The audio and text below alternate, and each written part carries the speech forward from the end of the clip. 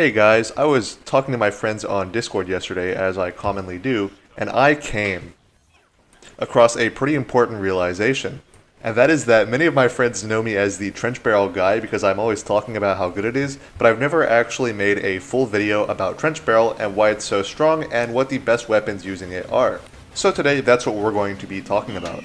Let's go ahead and get into it.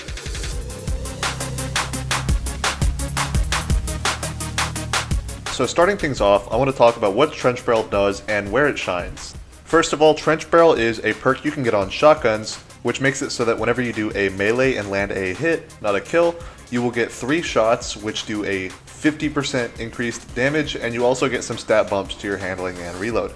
The handling and reload aren't really very important because you want to just shoot off the shots, and then once you've done that you don't have the handling and reload, but the big part is the 50% damage buff. This is pretty much the highest damage buff in the game that you can get for more than like one shot. Pretty much the only exception to this is either exotics or recombination, which again only applies to 1 round.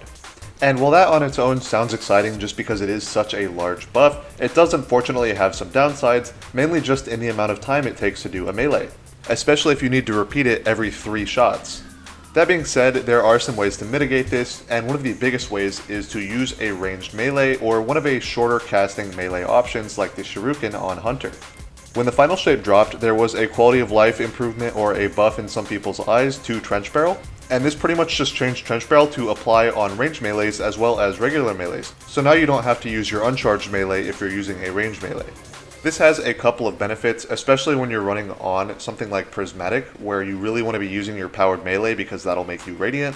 The first one is obviously that you can get Radiant off your melee straight away, and this reduces the number of melees you need to do, because previously you would have had to throw your melee to get Radiant, and then proc Trench Barrel with a punch.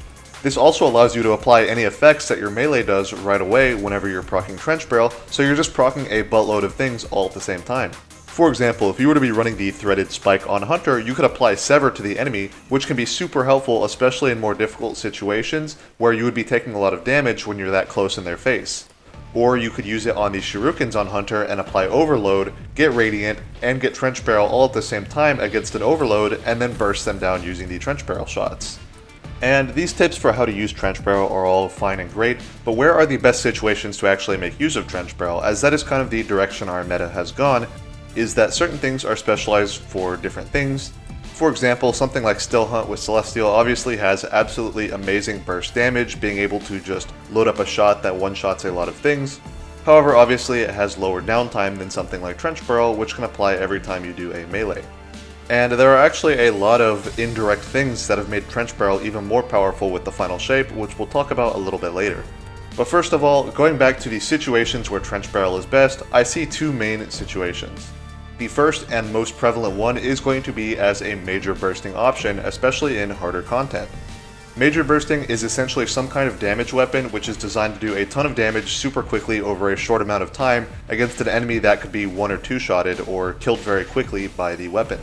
Some other examples of major burst weapons include Recombination Mountaintop or Recombination Heritage. Fourth Horseman is another great example of a major bursting weapon, and while it does have its own DPS capabilities as well, it is a very strong major bursting weapon too. However, there is also another side of Trench Barrel, and that is using it for DPS. And there's pretty much only one way that I would recommend using Trench Barrel for DPS, because it does take up the majority of your time in any given rotation due to how slow it is to proc it. And that is going to be if you are running Tractor Cannon or some other support weapon like Gjallarhorn for some reason. While these are both used less frequently than they used to be in all of the metas we had throughout Lightfall, they're still very powerful weapons and can definitely help out the team. Especially against something like Herald of Finality, you could be running Tractor Cannon and then use a Trench Barrel Imperial Decree, and you'd be able to put up pretty decent damage, pretty much just doing a similar setup to what you would be using if you were to use Legend of Acreus, which is technically another Trench Barrel shotgun. That being said, Trench Barrel is still a little bit odd in the sense that I wouldn't recommend using most weapons that have Trench Barrel. There are only a few I would consider to be really good, and unfortunately one of them is no longer obtainable to my knowledge. So the first and best one that you'll just have to hope that you have from last year is going to be the Imperial Decree.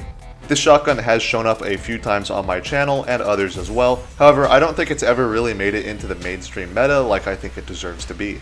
Imperial Decree is able to roll with either auto-loading holster or threat detector. I personally prefer threat detector, but some people prefer auto-loading holster. And of course trench barrel in the 4th column. The other good thing about Imperial Decree is that it is an aggressive frame shotgun, which I would consider to be the most powerful when it comes to using trench barrel. And I can actually explain that using some numbers on the Aegis damage spreadsheet. If you don't know what the Aegis damage spreadsheet is, this is essentially a spreadsheet made by the YouTuber Aegis. He is a speedrunner and a content creator who makes a ton of data regarding damage and other things for the Destiny community. It is considered to be completely and perfectly accurate, and unless some new thing shows up to actually disprove what he says, then I would consider his testing to be more accurate than anybody else's.